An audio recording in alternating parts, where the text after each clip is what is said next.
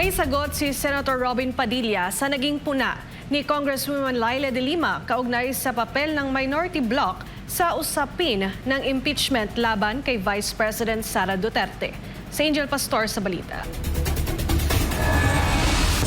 Pinayuhan ni Senator Robin Hood Padilla si Congresswoman Leila de Lima na huwag gawing personal ang debate tungkol sa impeachment ni Vice President Sara Duterte. Sa Facebook post ng senador, sinabi nitong natural lamang sa minority bloc ang kumontra dahil bahagi ng pagiging oposisyon ang hindi pagsang-ayon sa mga polisiya at panukala ng kabilang panig. Ipinaalala rin ni Padilla kay De Lima na naging matinding kritiko rin ito noon ng administrasyon ni dating Pangulong Rodrigo Duterte at wala itong sinuportahang programa sa panahon ng dating Pangulo kung saan supporter ang senador. Ayon pa kay Padilla, kahit magkaiba sila noon ng paninindigan sa politika, hindi niya umano ito ginawang personal at tumulong pa siya kay De Lima nang maharap ito sa mga pag-atake.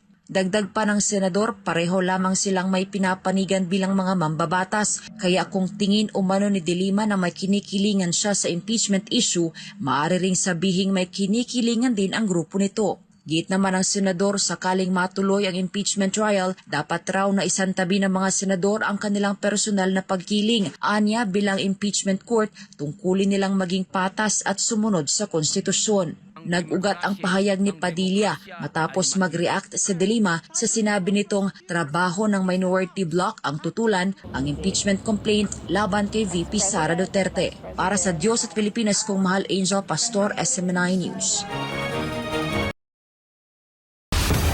Pinayagan ng Pasay Regional Trial Court Branch 111 na makapagpiyansa ang dating broadcaster na si Jay Sonza at former NPA cadre na si Jeffrey K. Eric Celis kaugnay ng kinakaharap nilang kasong cyber libel.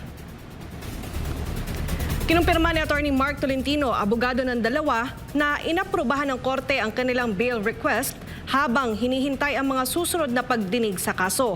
Ayon sa korte, voluntaryong sumuko si Sonza at nagpahayag ng kahandaang maglagak ng 10,000 pesos cash bail para sa kanyang provisional liberty. Ang kasong cyber libel laban kina Sonza at Celis ay isinampa ng NBI kaugnay ng umunoy pagpapakalat ng peking medical bulletin tungkol kay Pangulong Ferdinand Marcos Jr. Kinumpirma ng PhilHealth na naibalik na mula sa National Treasury ang 60 bilyong pisong pondo ng ahensya.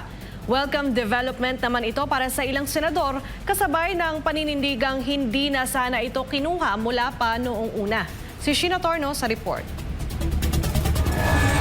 Ikinalugod ng ilang senador ang pagbabalik ng 60 billion pesos na pondo ng PhilHealth mula sa National Treasury. Ayon kay Senator J.V. Ejercito, principal author at sponsor ng Universal Healthcare Act, mahalagang hakbang ito tungo sa social justice. Git niya, ang pondo ng PhilHealth ay para sa serbisyong pangkalusugan kaya dapat manatili at magamit lamang para sa healthcare services ng taong bayan. Dagdag pa ng senador, oportunidad din ito para palakasin ang coverage ng ahensya at dagdagan ang bahagi ng PhilHealth sa pagbabayad ng hospital bills.